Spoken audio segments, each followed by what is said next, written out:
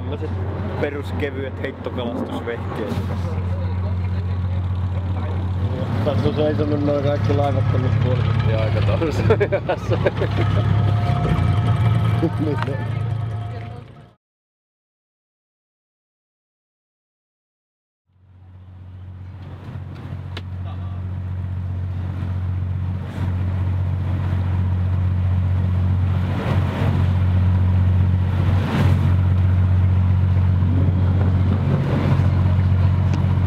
Are we ready to start?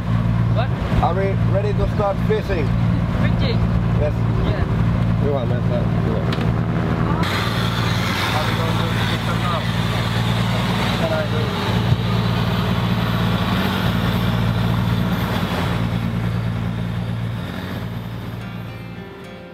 Parin viikon Thaimaan loman loppupuolella vuokrasimme Krapista veneen miehistöineen kalastusretkeä varten. Krapin satamajärjestelyt olivat omasta näkökulmasta hieman poikkeukselliset. Laitureita ei ollut, vaan veneet olivat kytkettyinä toisiinsa. Meidän veneemme oli luonnollisesti jonossa viimeisenä, ja muut veneet olivat joutuneet odottamaan lähtöä meidän saapuessa noin puoli tuntia myöhässä. Paikallisten paheksuvat katseet niskojamme polttaen pääsimme lopulta livahtamaan satamasta. Luontevalla suomalaisella ralliaksentilla yritin tiedustella, mitä kaloja voisimme mahdollisesti saada siiman päähän. Ja vastaukseksi sain tyhjentävän fisk tai fisk yes. Veneen miehistö ei ollut selvästikään kielimiehiä, mutta toivottavasti kalastuspuoli olisi hallussa.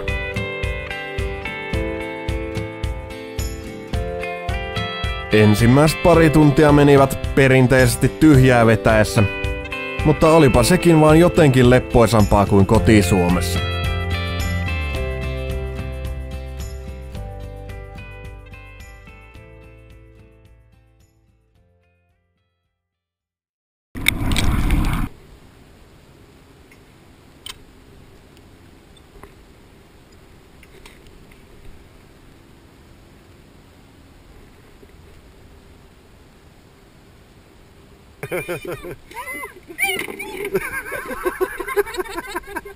Karkasko?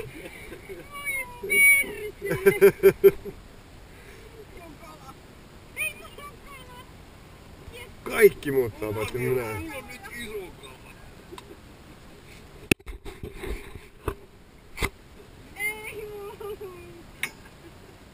Mulla on iso. Näitä.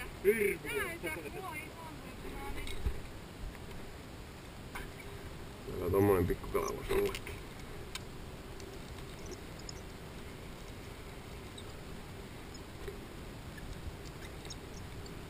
Täällä nyt jotain kuule on. Täällä on kuule.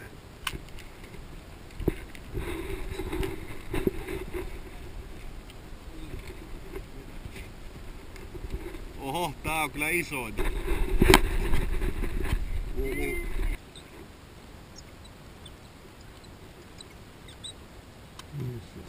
Yes.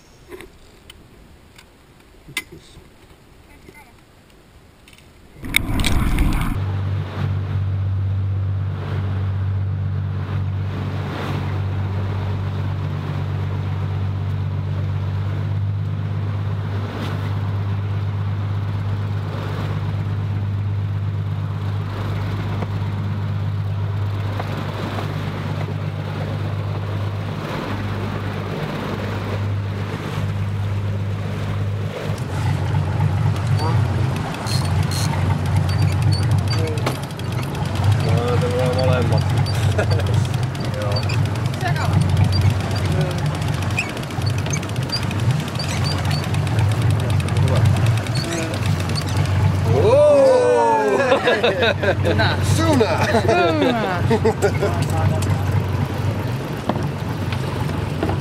Siis ainoastaan sitä tonne? Joo. Poseerauksella. Näin houdissa. Ai saamalla, sä oot pelää. Kato tänne. Lähteekö tää takaisin? Lähteekö tämmönen takaisin? En minä. Ota. Ei tosta uskalla ottaa kiinni sillä ei kun Mona Lisa selä. Jee.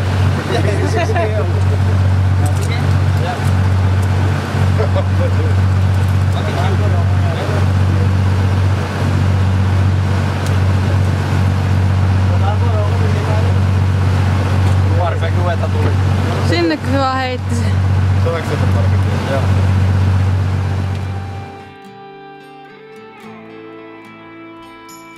Veneestä pilkkimällä saatiin syöttikaloja marliinin pyyntiin.